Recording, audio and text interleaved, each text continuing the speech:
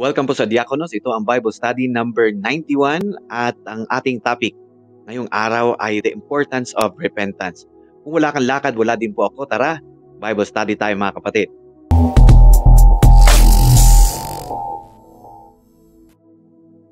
Mga kapatid, ang verse natin today is found in Acts chapter 3 verse 19. Ang sabi, repent then and turn to God so that your sins may be wiped out, that times of refreshing may come from the Lord.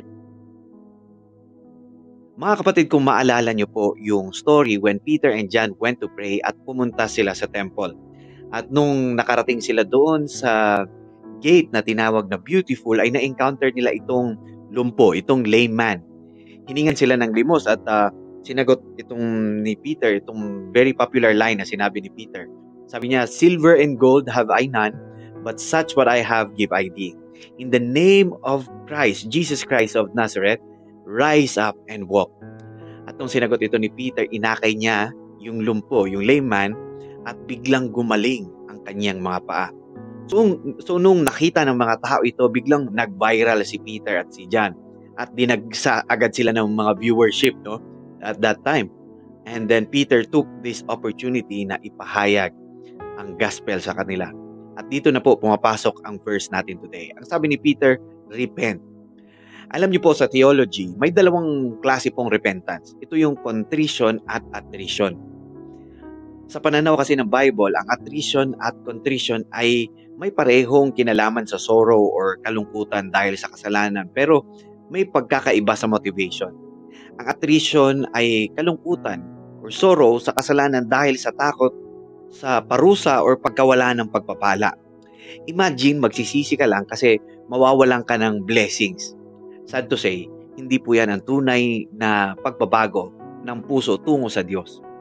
On the other hand, ang contrition naman po ay ang tunay na kalungkutan, ang tunay na sorrow sa kasalanan na nagmumula sa pagmamahal sa Diyos at sa understanding na na-offend mo ang Diyos, na nasaktan mo siya dahil sa mga kasalanan natin. At dahil dito, tapat na ang hangarin natin na magsisi at maibalik ang relationship sa Kanya. Most of the time, ang attrition ay maaring magdala sa tao sa panlabas na kilos ng pagsisisi or pakitang tao. While ang contrition naman ay ang pag-respond sa tawag ng Bible na magkaroon ng puso na tapat sa pagsisisi at pagbabago. Kung maalala nyo si David po, a man after God's own heart. Noong siya po ay nagkasala at nagsisi, ang sabi niya, "Have mercy upon me, O God, according to your loving kindness, according to the multitude of your tender mercies. Blot out my transgressions. Wash me thoroughly from my iniquity, and cleanse me from my sin. For I acknowledge my transgressions, and my sin is always before me." Notice mga kapatid, alam at inaamin ni David ang kasalanan niya, kaya siya nagsisisi. Repentance mga kapatid is knowing you are a sinner, that you have sinned against God, and that you are willing to turn away from your sins towards God's direction. Ang sabi ng verse natin today, turn to God. Marami sa atin nag-uumpisa ng mag-repent. Nasa bungad na kaso nahihirapan dito sa part na to. Bakit po? Kasi up until now, tayo pa rin ang gusto maging Diyos sa buhay natin. Amen? Gusto mo tawaging believer pero ang direksyon ng lakad mo hindi tungo sa Diyos. Tungo sa tawag ng iyong laman. Tungo sa tawag ng mundo. Kapatid, the Bible is telling us to turn to God. Mga kapatid, our verse today ended by encouraging us, saying, so that your sins may be wiped out, that times of refreshing may come from the Lord. Mga kapatid, may pagkakaiba ang buhay ng isang kriminal sa buhay ng isang law-abiding citizen. Ang buhay po ng kriminal ay laging may takot na baka siya ay mahuli. Pero ang law-abiding citizen, laging malaya sa gapos ng takot at tamang hinala. Bakit? Kasi alam niya na siya ay walang kasalanan.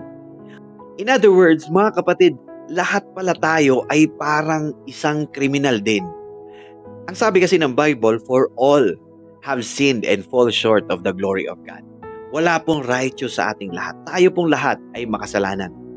Kaya po at one point, namumuhay tayo sa mundong ito as if ito na ang end all, be all natin. As if wala ng buhay na walang hanggan na naghihintay. Kaya marami sa ating ginagawa ang lahat ngayon, in this lifetime, para yumaman, para sumikat, para i-glorify ang sarili. But in the end, ano ang sinasabi ni Jesus? Ano ba ang sabi ni Jesus? What profit is a man if he gains the whole world and loses his own soul? Bakit po? Meron po tayong appointed date. Ang sabi ng Bible, and as it is appointed unto men once to die. But after that, after this, the judgment. Sa harap ng hukumang yon, mga kapatid, wala na pong apila. It will be either you will be with God for eternity where there is no pain and suffering, or be separated from God for eternity in hell, enduring God's eternal wrath. It is a choice, mga kapatid, for you to make. If you are willing, mga kapatid, magpakumbaba tayo. Kapatid, sabihin natin, Lord, patawarin mo po ako. I am a sinner. I invite you into my life, Lord. And from now on, be the Lord of my life. Naniniwala ako that God raised Jesus from the dead to prove your words are true. Kapatid, if you have made that prayer, you are now a believer secured in Jesus' promises. I encourage you, kapatid, to find yourself a Bible-believing church. Magpa-disciple ka. Grow in the knowledge of our God. Kapatid, talikuran na natin mga dati nating ginagawang mga kasalanan. Mga kapatid, repentance is not just feeling sorry for our sins. It's a complete turning away from sin and turning towards God. Ang tunay na repentance po brings freedom. It brings forgiveness and the refreshing presence of the Lord. Sana po, sa tulong ng Panginoon, that we will be able to live a life that reflect this transformation, surrendering fully to Jesus Christ and walking in His ways. If you are blessed, mga kapatid, so am I. Let's pray po. Heavenly Father, Lord, maraming salamat po sa iyong salita na nagpapaalala sa amin ng kahalagahan ng tunay na pagsisisi ng repentance. Patawarin niyo po kami sa aming mga kasalanan at tulungan niyo po kaming tumalikod dito at sumunod sa iyong kalooban. Lord, gabayan niyo po kami sa araw-araw na pamumuhay upang kami po ay makapamuhay ayon sa iyong kabanalan. Sa pangalan ni Jesus na aming dakilang tagapagligtas. Amen.